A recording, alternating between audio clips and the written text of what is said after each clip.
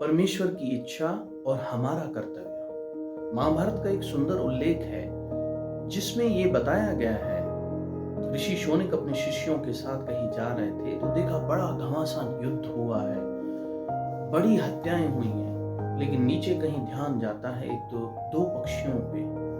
तो शिष्यों ने उससे प्रश्न किया, इतना बड़ा घमासान युद्ध हुआ, ये गजराज के घंट के नीचे ये दो पक्षी कैसे बच गए और ये कैसा अचंभव है।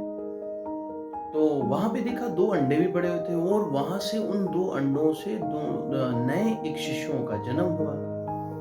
तो ऋषि शोनिक ने कहा कहा कि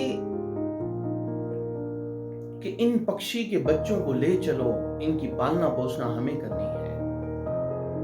तो शिष्यों ने जिज्ञासा जताई ऋषि शोनिक से, कहा कि जब भगवान ने इतने बड़े घमासान युद्ध में इनको बचाया है, क्या अभी भी उनका ही कर्तव्य है, वो उनकी रक्षा करेंगे, उनको दाना पीना करेंगे? तो यहाँ ऋषि शोनिक ने सुंदर एक उत्तर दिया, जब तक हमारी दृष्टि में कोई चीज नहीं पड़ती तो भगवान अपना कर्तव्य पालन कर रहे हैं, और जब वो हमारी दृष्टि में आ जाती है, हमारे भीतर में जो ये बात जिज्ञासा हो जाती है, वो भगवान का कार्य खत्म।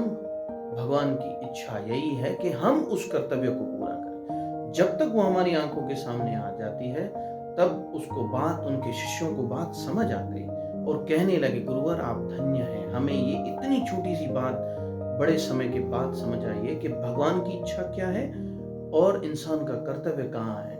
जहाँ पे भगवान की इच्छा पूर्ण होती है, वहां मानव का कर्तव्य को स्टार्ट होता है। तो वहां पे शिष्यों ने बड़ी जिज्ञासा जताई और इस जिज्ञासा का यही उदाहरण हुआ।